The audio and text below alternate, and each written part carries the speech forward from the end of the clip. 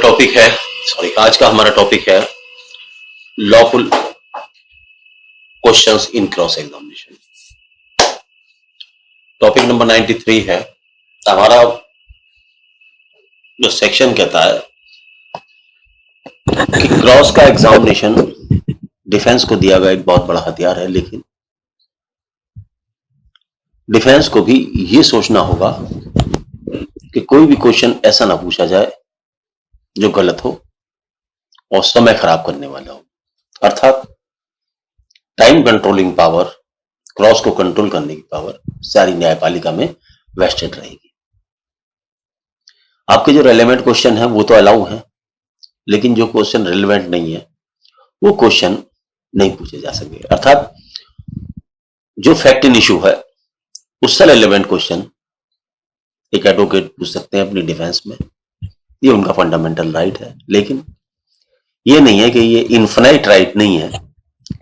The right is controlled by the judiciary. Section 149 इस बात की प्रोविजन करता है, वो कहता है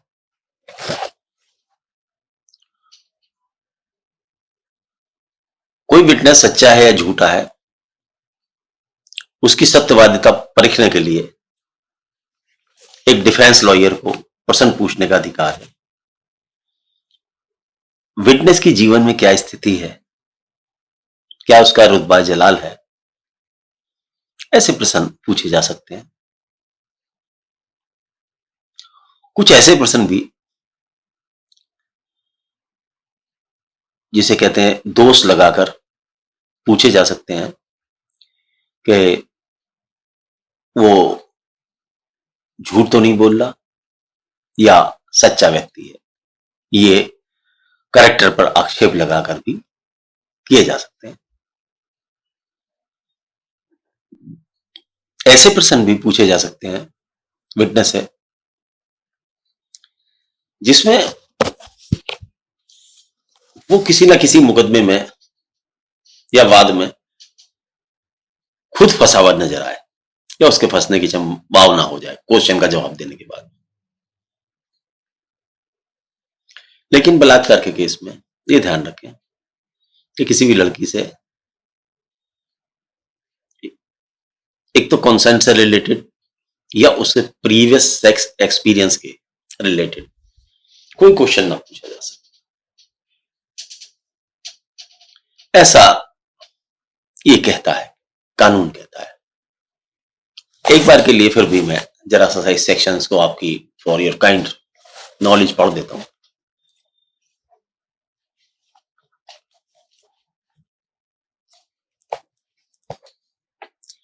When a witness is cross-examined, he may, in addition to the question hereinafter referred, to be asked any question which tends to test his veracity,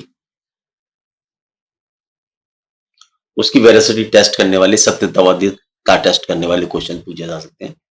to discover who is and what is his position in life, उसकी जिंदगी में क्या स्थिति है। To shake his credit, उसके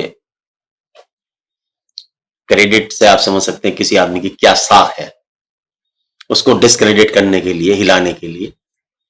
bye injuring his character, although the answer of such questions might tend directly or indirectly to criminate him or might expose and tend directly or indirectly to expose him to a penalty or forfeiture।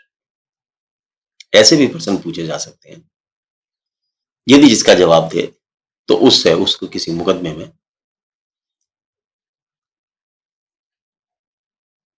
प्रत्यक्ष है या अप्रत्यक्ष है संभावना हो। और lastly वही कि भाई बलात्कार के केस में ऐसे प्रश्न ना पूछे जाएंगे जो गलत हो। अर्थात जो लड़की से ये पूछे जाएंगे कि उसका पुराना लैंगिक क्या एक्सपीरियंस रहा या उसकी सहमति से संबंधित कोई गंदे क्वेश्चन। यहां कहने का मतलब है कि बुरे क्वेश्चंस जो उचित ना हो वो नहीं पूछे जा सकते, जैसा कि इसमें क्लियर किया है।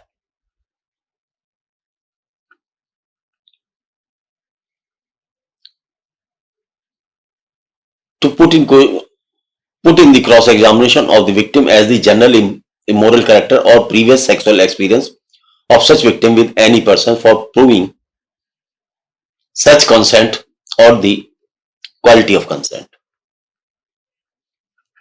तो ये दिखाने के लिए कि कंसेंटिंग है, ये है उसका पुराना चरित्र, पुराने कैरेक्टर, इस तरीके के क्वेश्चन जो है, पुराने सेक्स से रिलेटेड एक्सपीरियंस क्या है उसका, ये सब बातें नहीं पूछी जा सकती। तो यहां ये बताने की कोशिश की कि क्वेश्चन जो है प्रति परीक्षा में क्रॉस में जेन्युइन क्वेश्चन ही पूछे जाएंगे। आगे सेक्शन 150 क्या कहता है जरा से वो भी देखें।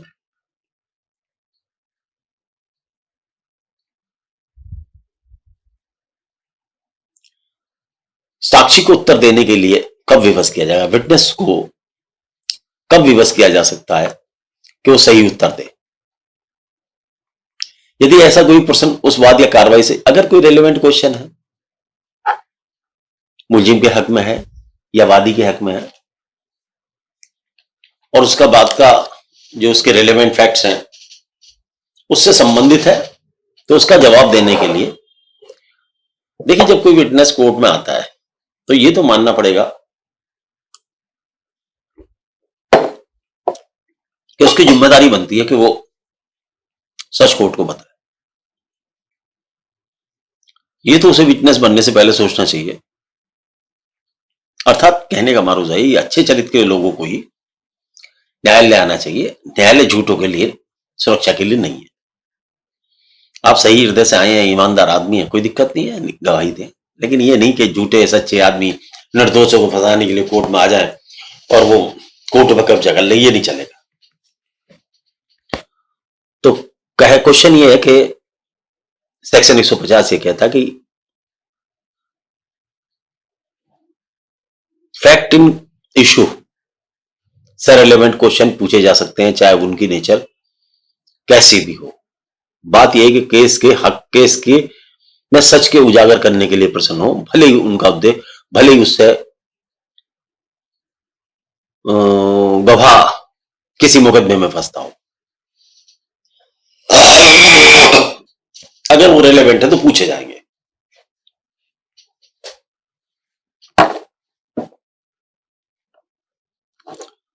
नेक्स्ट है पावर ऑफ कोर्ट।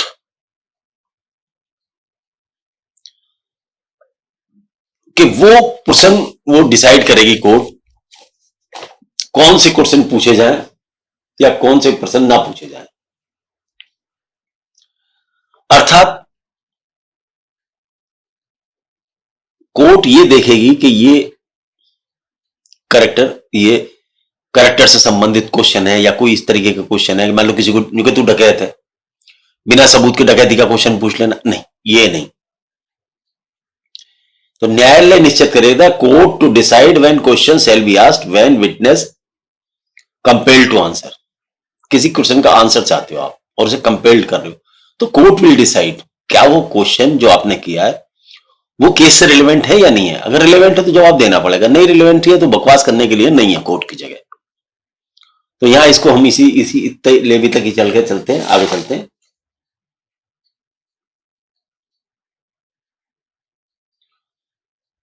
अब सेक्शन आता है 152।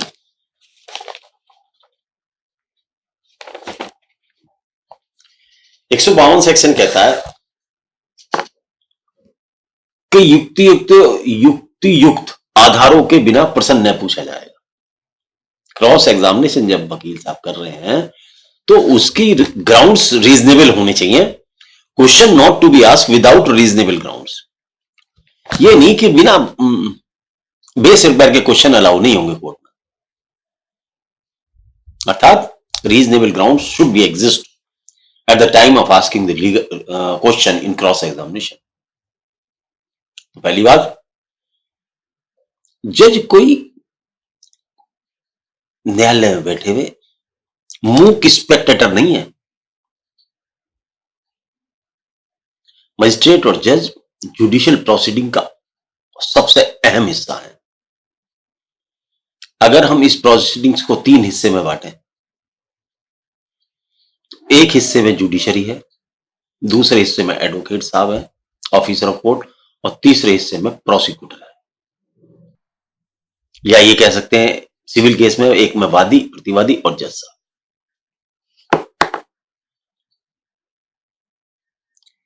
ये दोनों क्या करते हैं, इसको कंट्रोलिंग पावर जुडिशरी की, ये मान के चलें सर्वोच्च है। अगर हम ऐसे से मान सकते हैं कि 20-20 वो हैं तो 60 जज साहब हैं, अगर पावर की बात करें तो। लेकिन निष्पक्षता सबके साथ रहेगी। क्वेश्चन ये क्या है, युक्ति युक्त आधारों के बिना प्रश्न न पूछे जाएंगे। युक्ति युक्त आधारों के बिना क्वेश्चन ना पूछे जाएंगे। आप किसी कह लो कि तू डकैत है, भाई ये क्या मामला भाई, तेरे को कोई सबूत है जो उससे क्वेश्चन पूछ रहा डकैत है तू चोर है। अगर वकीलों को इस तरीके की छूटें दे दी जाएंगी तो वकील साहब ऐसे पूछते नहीं है, अच्छे वकील नहीं पूछते हैं। लेकिन कहने का मारूजा ही है, आप किसी से क्वेश्चन कर रहे हो, विटनेस कोई डिमोरलाइज होने के लिए कोर्ट में नहीं आया। अगर आप किसी को डकैत कहना भी चाहते हैं तो जरा उसकी तरीका सुनिए। भाई आपकी कमाई के साधन क्या है, वो कहता जी मैं तो कुछ नहीं करता। तो दूसरा क्वेश्चन पूछो तो भाई तेरा घर का खर्चा कैसे चलता है, बोले चल जाता है। तब तीसरा क्वेश्चन पूछोगे भैया चोरी डकैती करता है, क्या करता है, सट्टा करता है, जुआ खेलता है, तब तो बात है। लेकिन आप किसी आदमी को सीधा डायरेक्ट डकैत कह दो, इसका मतलब डकैती भी जीता। आपने पहला क्वेश्चन पूछा कि वो क्या करते हो आप, उन्होंने कहा जी मैं कुछ नहीं करता। भाई घर कैसे चलाते हो, भाई ऐसे चल जाता है जी। तो ये जवाब ना हुआ। तो बिना किसी कायम धंधे के तो जवाब नहीं, घर नहीं चलता। तो इसका मतलब क्वेश्चन ये है कि कोई भी प्रश्न जो अतर्कपूर्ण हो वो ना पूछा जाए। उस तक युक्ति युक्त होना चाहिए न्यायपालिका की नजर में, और जनरल नजर में भी न्यायहित में होना चाहिए, और उसकी रेलेवेंसी होनी चाहिए। एक आदमी ने किसी आदमी का सिर फाड़ा, दूसरा आदमी गवाह बन गया, तो डकैत है, क्या फर्क पड़ रहा है? या इसका कैरेक्टर इन्वॉल्व थोड़ी ना, डकैत है तो है ठीक है, कैरेक्टर उस लाइफ में मना कर देगा डकैत। लेकिन आप सिर्फ उस पर आक्षेप लगाने के लिए, परेशान करने के लिए, युक्तियुक्त क्वेश्चनों से मतलब है जो क्वेश्चन है। देखिए ये कटोरी चोरी की है, ये एक आदमी के घर से बरामद हुई। जब बरामद हुई तो पुलिस के साथ साथ में एक रिकवरी के टाइम गवाह बनाया पुलिस ने, जन पब्लिक का आदमी, वो सही आदमी है।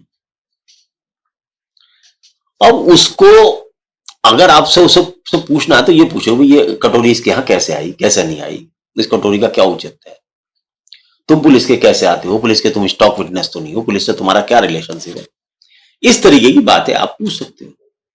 लेकिन उसे कहना कि तू डकैत है, लुटेरा है, चोर है, नहीं। वो अगर चोर भी है, विटनेस चोर भी है, तो इस कटोरी की चोरी होने से उसका कोई लेना देना नहीं ना। कटोरी चोरी तुम्हारे क्लाइंट ने करी है, तुम्हारे पास माल बरामद हुआ है। तो क्वेश्चन युक्तियुक्त होना चाहिए और रिलेवेंट टू द फैक्ट होना चाहिए, अर्थात घटना से संबंधित होना चाहिए। कहने का मतलब हिंदी, शुद्ध हिंदी में यह है कि कोई भी प्रश्न आप पूछे तो वो घटना से संबंधित होनी चाहिए, बिना घटना के संबंधित नहीं होना चाहिए। बात ये है सीधी बात।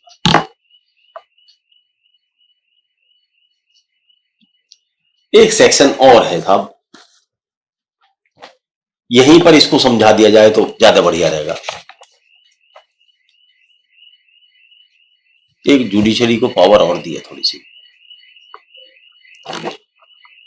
यदि कोई एडवोकेट साहब नहीं मानते और इसी तरीके के क्वेश्चन पूछे जा रहे हैं जो न्यायालय से रिलेटेड नहीं, जो फैक्ट इन इशू या घटना से संबंधित नहीं है, अर्थात विटनेस को परेशान करने के उद्देश्य से और बेसुध के आरोप लगाने के अलावा कुछ नहीं, तो ऐसे एडवोकेट के खिलाफ न्यायालय चाहे तो उच्च कोर्ट में, उच्च न्यायालय को सूचित कर सकेगा, या जहां से उनका लाइसेंस इश्यू हुआ है ऐसी अथॉरिटी को भी सूचित कर सकेगा उनके कंडक्ट के बारे में। तो इसलिए ये बात भी आपको भी पता होनी चाहिए, एक न्यायिक अधिकारी को भी पता नहीं चाहिए होनी चाहिए, और एक स्टूडेंट को भी पता होनी चाहिए जो एडवोकेट होने जा रहा है, एक सरकारी वकील को भी पता होनी चाहिए कि न्यायालय क्या क्या कर सकता है आपके साथ। यह नहीं है कि आपको पावर क्रॉस एग्जामिनेशन की दी है तो आप बदतमीजी पे उतर जाएंगे। You should use your power as per law of land. यही सेक्शन 153 कहना चाहता है कि भाई ताकत पावर तो तुम्हें दी भाई, इस्तेमाल सही तरीके से करो, बदतमीजी नहीं, झूठ नहीं, नियम विरुद्ध काम नहीं चलेगा। तो ये थी ये। तो ऐसे क्वेश्चन पूछे जाएंगे तो जेन्युइन होंगे। गलत क्वेश्चन के लिए कोर्ट शिकायत कर सकती है आपकी, सेक्शन 153। अपमानित या क्षुद्ध करने के लिए अगर आप प्रश्न करेंगे तो उसको भी न्यायालय मना कर सकती है, सेक्शन 155। अपमान करने के लिए या विटनेस को परेशान करने के लिए, क्षुब्ध करने के लिए अगर आप प्रश्न करने हैं तो वो अलाउ नहीं होंगे।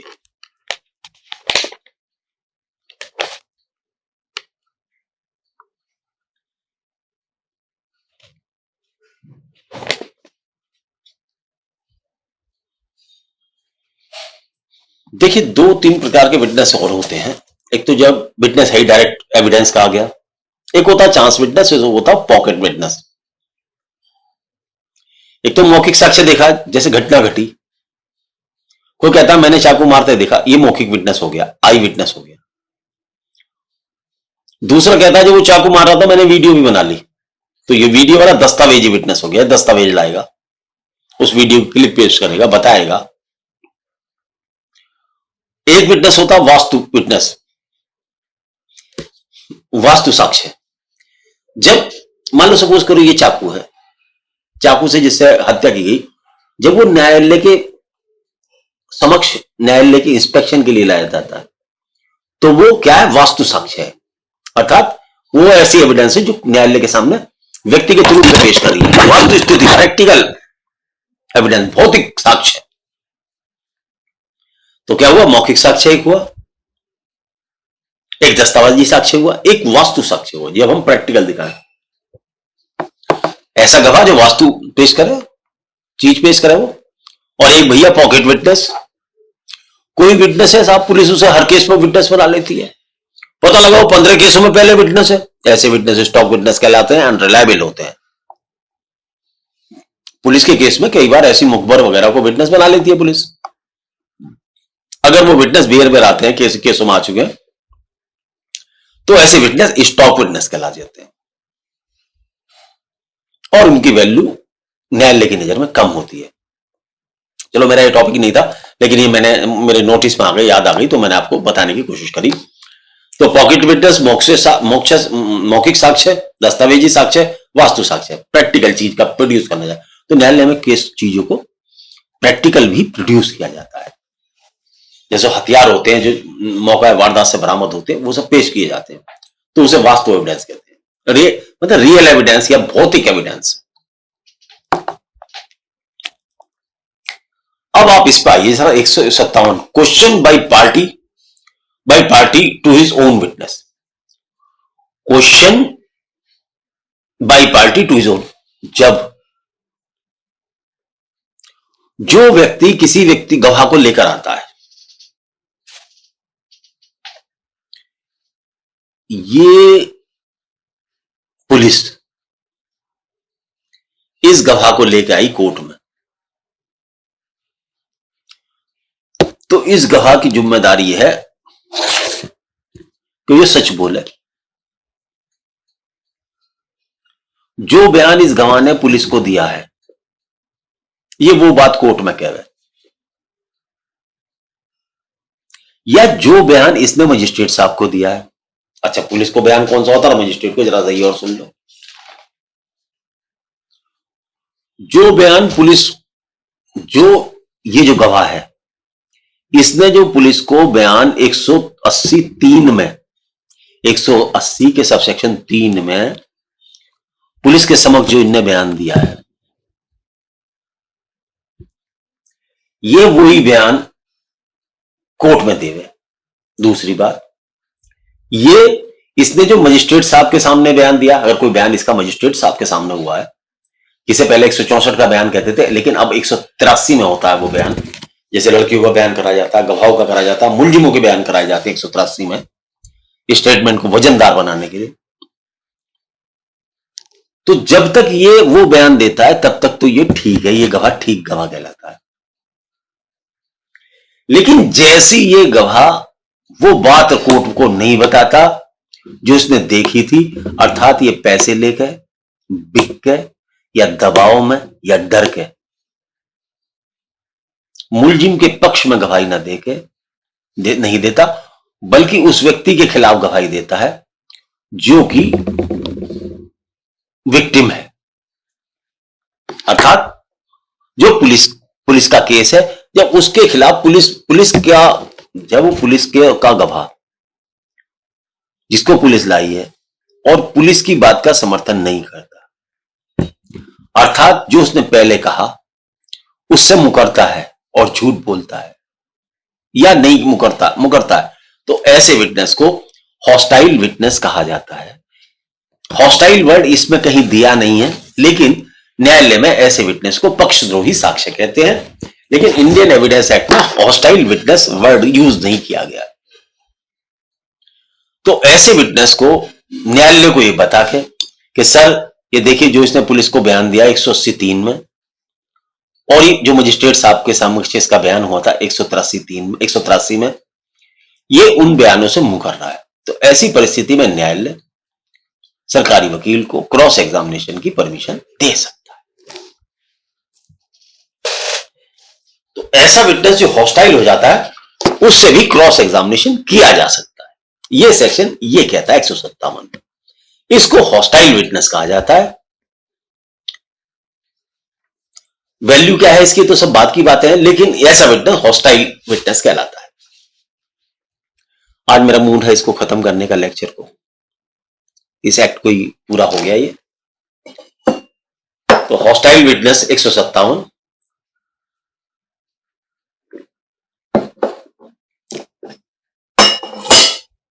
हॉस्टाइल विटनेस पर कई बार एग्जामिनेशन में बड़े क्वेश्चन मिलता है। हॉस्टाइल विटनेस पर एक आध क्वेश्चन मिल जाता है 10 नंबर का, तो ये आपको हॉस्टाइल होना चाहिए, विटनेस की नोटिस में होना चाहिए। जरा सा डेडलाइन पढ़ देता हूं आपको। द कोर्ट में in its discretion permit the person who call a witness to put any questions to him which might be put in cross examination by the adverse party. Nothing in this section shall disentitle the persons who permitted under subsection 1 to rely on any part of the evidence of such witness. जैसे मैंने बताया आपको वही बातें मैंने बताई हैं, वही बात अंग्रेजी में। तो मारूजा यह है कि जिस काम के लिए आए हो, जब आप उस काम को नहीं करोगे तो आप पक्षद्रोही कहलाओगे। बस अब आगे का एक क्वेश्चन और पढ़ा के 3-4 मिनट का काम है, फिर उसके बाद में इस सेक्शन को हम खत्म करते हैं सारा का सारा।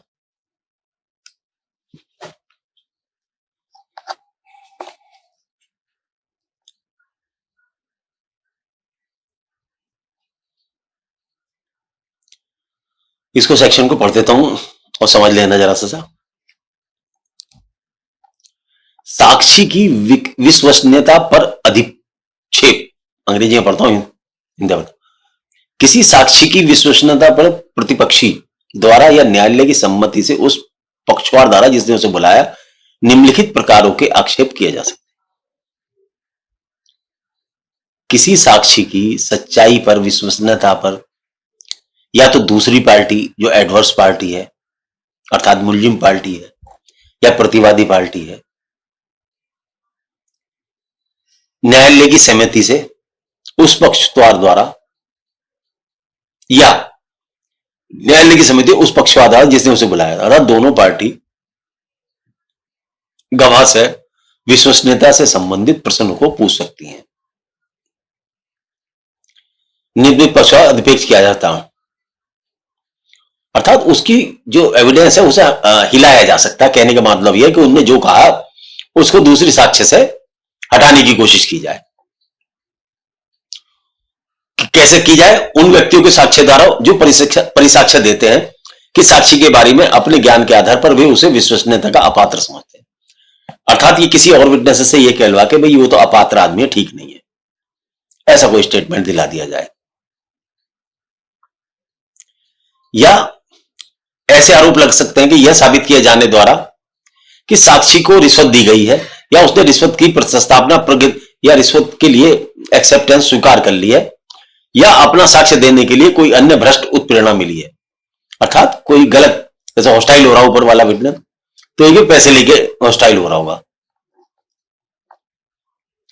अगर कोई पर्सन ऐसे हैं जो उसने पहले तो कुछ कहे और बाद में कुछ कहता, कभी कभी देखा होगा आपने कि कोर्ट में विटनेस आता, पहली डेट पे उसे पैसे नहीं मिले होते तो ठोक के गवाही देखा जाता, जी इनने मारा, इनने चक्कू मारा, ये मारा, वो मारा, ये मारा। ये सारी की सारी एविडेंस जो है वो देखे जाता है, सारी की सारी एविडेंस है वो देखे जाता है, ऐसी एविडेंस। लेकिन दूसरी देश में क्या होता है, उसका पैसे ऐसे मिल जाते हैं।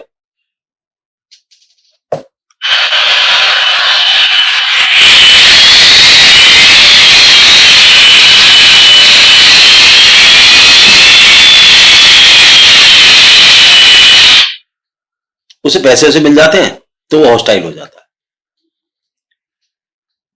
अर्थात आके फिर वो कहता है जी मैंने तो बयान नहीं, तो ऐसे व्यक्ति को उसके जो पहले उन्होंने कोर्ट में बयान दिया उनसे इनका खंडन किया जाता है। तो खंडन के लिए और भी विधियां हैं, लेकिन ये कहता है कि ऐसे किसी विटनेस की अगर हमें